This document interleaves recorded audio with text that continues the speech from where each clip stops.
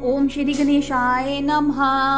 हर हर महादेव। यज्ञशाला में शिव का भाग ना देखकर सती के रोषपूर्ण वचन, दक्ष द्वारा शिव की निंदा सुन दक्ष तथा देवताओं को धिक्कार फटकार कर सती द्वारा अपने प्राण त्याग का निश्चय। ब्रह्मा जी कहते हैं, नारद दक्ष कन्या सती उस स्थान पर गई जहां वह महान प्रकाश से युक्त यज्ञ हो रहा था। वहां देवता, असुर और मुनींद आदि के द्वारा कौतूहलपूर्ण कार्य हो रहे थे। सती ने वहां अपने पिता के भवन को नाना प्रकार की आश्चर्यजनक वस्तुओं से संपन्न, उत्तम प्रभा से परिपूर्ण, मनोहर तथा देवताओं और ऋषियों के समुदाय से भरा हुआ देखा। देवी सती भवन के द्वार पर जाकर खड़ी हुई और अपने वाहन नंदी से उतरकर अकेली ही शीघ्रता पूर्वक यज्ञशाला के भीतर चली गई। सती को आई देख उनके यशस्विनी माता असकिनी वीरनी ने और बहनों ने उनका यथोचित आदर सत्कार किया, परंतु दक्ष ने उन्हें देखकर भी कुछ आदर नहीं किया तथा उन्हीं के भय से शिव की माया से मोहित हुए दूसरे लोग भी उनके प्रति आदर का भाव ना दिखा सके।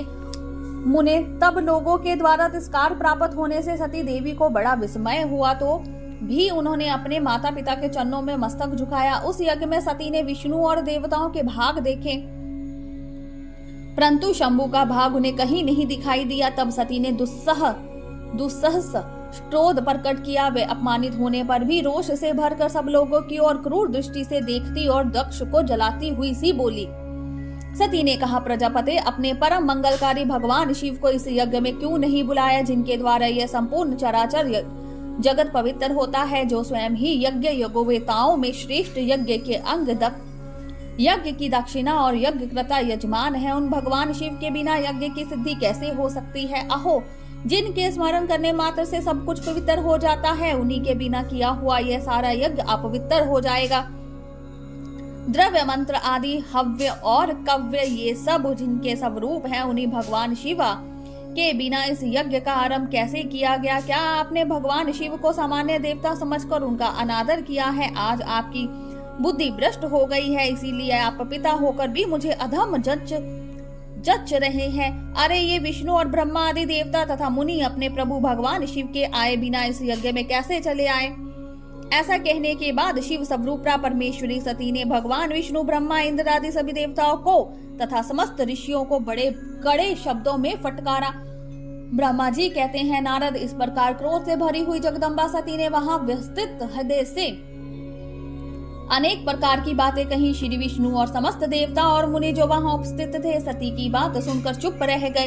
अपनी पुत्री के वैसे वचन सुनकर कुपित हुए दक्ष ने सती की ओर क्रूर दृष्टि से देखा और इस प्रकार कहा। दक्ष बोले, भद्रे, तुम्हें अरे बहुत कहने से क्या लाभ। इस समय यहाँ हमारा कोई काम नहीं है, तुम्हारा कोई काम नहीं है। तुम जाओ, यहाँ ठहरो, यह तुम्हारी इच्छा पर निर्भर करता है। तुम यहाँ आई ही क्यों। समस्त विधान जानते हैं कि तुम्हारे पति शिव अमंगल रूप है, वे कुलीन भी नहीं है, वेद से बहिष्कृत है और भूतों, प्रेतों तथा पिशाचों के स्वामी है। वे बहुत ही कुवेश धारण किया रहते हैं, इसीलिए रुद्र को इस यज्ञ के लिए नहीं बुलाया गया। बेटी, मैं रुद्र को अच्छी तरह जानता हूँ, अतः जानबूझकर ही मैंने देव ऋषियों की सभा में उनको आमंत्रित नहीं किया। रुद्र को शास्त्र के अर्थ का ज्ञान नहीं है, वे उदंड और दुरात्मा है। मुझ मूढ़ पापी ने ब्रह्मा जी के कहने से उनके साथ तुम्हारा विवाह कर दिया था, अतः शुचित में तुम क्रोध छोड़कर स्वतः शांत हो जाओ। इस यज्ञ में तुम आई ही गई हो तो स्वयं अपना भाग या दहेज ग्रहण करो। दक्ष के ऐसा कहने पर उनकी त्रिभुवन पूजिता पुत्री सती ने शिव की निंदा करने वाले अपने पति की और जब दृष्टिपात किया, तब उनका रोष और भी बढ़ गया। वह मन ही मन सोचने लगी कि अब मैं शंकर जी के पास कैसे जाऊंगी। यदि शंकर जी के दर्शन की इच्छा से वहां गई और उन्होंने यहाँ का समाचार पूछा तो मैं उन्हें क्या उत्तर दूंगी। तदनंतर तीनों लोकों की जननी सती रोषावेश से युक्त हो लंबी सांस खींचती हुई अपने हृदय पिता दक्ष से बोली। सती ने कहा, जो महादेव जी की निंदा करता है अथवा जो उनकी होती हुई निंदा को सुनता है, वे दोनों तब तक नरक में पड़े रहते हैं जब तक चंद्रमा और सूर्य विद्यमान है। अतः तात मैं अपने इस शरीर को त्याग दूंगी, जलती अग्नि में प्रवेश कर जाऊंगी।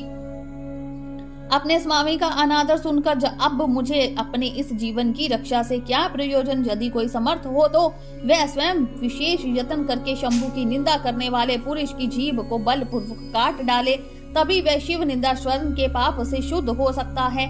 इसमें संशय नहीं है। यदि कुछ और सकने में असमर्थ हो तो बुद्धिमान पुरुष को चाहिए कि वह दोनों कान बंद करके वहां से निकल जाए। इससे वह शुद्ध रहता है, दोष का भागी नहीं होता। ऐसा श्रेष्ठ विधान कहते हैं। इस प्रकार धर्म नीति बताने पर सती को अपने आने के कारण बड़ा पश्चाताप हुआ। उन्होंने व्यवस्थित चित्त से भगवान शंकर के वचन का स्मरण किया। फिर सती अत्यंत कुपित हो दक्ष से, उन विष्णु आदि समस्त देवताओं से, मुनियों से भी निडर होकर बोली। सती ने कहा, तात तुम भगवान शंकर के निंदक हो, इसीलिए तुम्हें पश्चाताप होगा। यह महान दुख भोग कर अंत में तुम्हें यातना भोगनी पड़ेगी। इस लोक में जिनके लिए कोई प्रिय नहीं है ना अप्रिय है, उन निर्वैर परमात्मा शिव के प्रतिकूल तुम्हारे सिवा दूसरा कौन चल सकता है। जो दुष्ट लोग हैं वे सदा ईर्ष्या पूर्वक यदि महापुरुषों की निंदा करे तो उनके लिए यह कोई आश्चर्य की बात नहीं है। परंतु जो महात्माओं के चरणों में रज से अपने अज्ञान धारक को दूर कर चुके हैं, उन्हें महापुरुषों की निंदा शोभा नहीं देती। जिनका शिव यह 2 अक्षरों का नाम कभी बातचीत के प्रसंग से मनुष्य की वाणी द्वारा एक बार भी उच्चारित हो जाए तो वह संपूर्ण पाप राशि को शीघ्र ही नष्ट कर देता है। उन्हें पवित्र कीर्ति वाले निर्मल शिव से तुम द्वेष करते हो। आश्चर्य की बात है, वास्तव में तुम अशिव अमंगल रूप हो। महापुरुषों के मन रूपी मधुकर ब्रह्मानंदमय रस का पान करने की इच्छा से जिनके स्वर्थदायक चरण कमलों का निरंतर सेवन किया करते हैं, उन्हीं से तुम मूर्खतावश द्रोह करते हो। जिन्हें तुम नाम से शिव और काम से अशिव बताते हो, उन्हें क्या तुम्हारे सिवा दूसरे विधान नहीं जानते? ब्रह्मा आदि देवता, सनक आदि मुनि तथा अन्य ज्ञानी क्या उनके स्वरूप को नहीं समझते? उधार बुद्धि भगवान शिव जटा फैलाए, कपाल धारण किए, शमशान में भूतों के साथ प्रसन्नता पूर्वक रहते तथा भस्म एवं नर मुंडों की माला धारण करते हैं। इस बात को जानकर भी मुनि और देवता उनके चरणों में गिरे हुए निर्माल्यों को बड़े आदर के साथ अपने मस्तक पर चढ़ाते हैं। इसका क्या कारण है? यही कि वे भगवान शिव ही साक्षात परमेश्वर है। प्रवृत्ति यज्ञ, यज्ञादि आदि, निर्वृत्ति, शम दम आदि 2 प्रकार के कर्म बताए गए हैं। मनीषी पुरुषों को उनका विचार करना चाहिए। वेद में विवेचन पूर्वक उनके रागी और विरागी 2 प्रकार के अलग अलग अधिकारी बताए गए हैं।